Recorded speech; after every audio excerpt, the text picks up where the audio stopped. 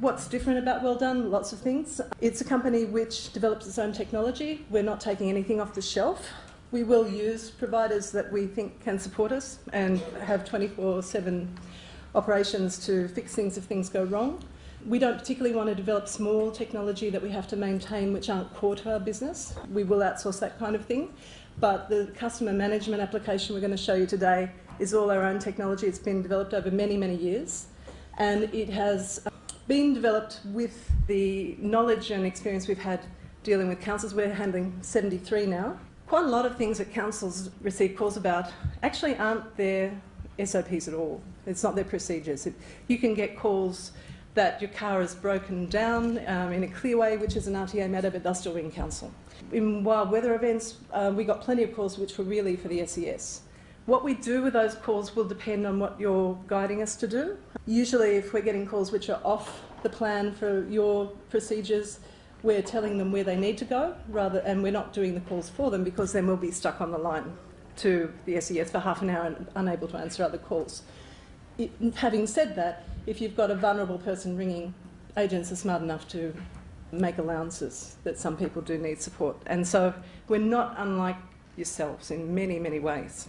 With an escalation, the first thing that we'll do generally is we'll log it as collect initial information, which is, this is the main information we're getting about the incident, and then everything that follows on refers back to that as well. The ones which are orange, they're going to set a system reminder. So for instance, if it was a dog attack, it'd be an urgent thing that would be escalating straight away, and that'd be a priority one. The operator would log off so that they're not going to be distracted by anything else, and that escalates straight away. However, if it's something which they make the first call and they don't get through, they'd be setting a reminder on the system, and that would write to the escalation system, and then that would be an event that is handled by the escalation team, who are then monitoring everything from there on. If you're doing an escalation, you're going to do send and keep. And what that will do is it will create a call log for that message, but it will be a parent log. And everything that happens subsequently will be the child log. So you can see all the actions that happened with that escalation and relate back to them. So when you create the next one and you make the call out to the ranger or what have you, you'll have send and keep, and that will keep that call log on your system, a bit like the swipe field is automatically populating. And then you'll go to the call, and then it might be someone said there was a dog attack, and then you'll be writing what happened with the subsequent call, rang Tony Vincent, no one answered, left voice message. And so you'd hit send and keep again. And so the next log would have 2 logs in it. So every time you do an escalation, you can see exactly where it's up to. We do full council service, so if you come onto us and have an after-hours service and then subsequently say, I want to do overflow as well, we're not charging you anymore. Once you're in, you pay, I think it's not that exorbitant, $110 a month to have the service in place, and then after that it's usage. If you want normal maintenance, it's all part of the customer service that supports it. We have become aware of how poorly prepared a lot of the smaller councils are, and because of that we've put down a basic service which for $50 a month you can have something in place, same people handling the calls, restricted to 6 SOPs. Some people just use it for animal control, or you could pick out the absolute emergencies that you want someone to handle. Any way you want to do it, we can support that. We just think if this is such a big sector for us, we have to support you guys. The other thing I would say is in the guide, we've done some screen snapshots of the lone worker system, which we've run out of time to show.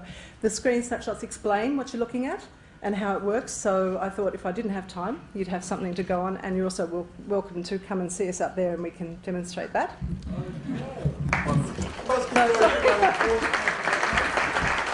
Kerrie McLeod from Well Done. How are you? Very well, thank you. Great. You did a really interesting speech today. It was really, you have lots of information in there. Could you just tell us a little bit about what you were talking about and how the audience received it? So just give us a little snapshot, if you wouldn't mind.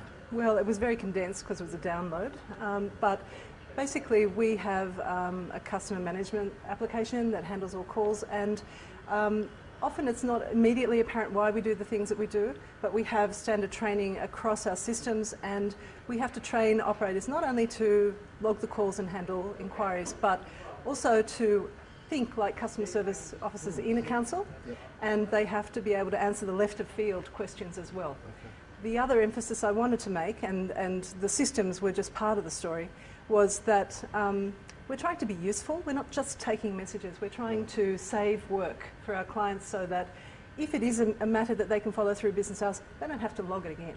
We've got the systems, we've got the training, we've got the people, but you've got to consider technical failure, an event in a particular locality, and you want to locate your services where you can respond best to unfolding events.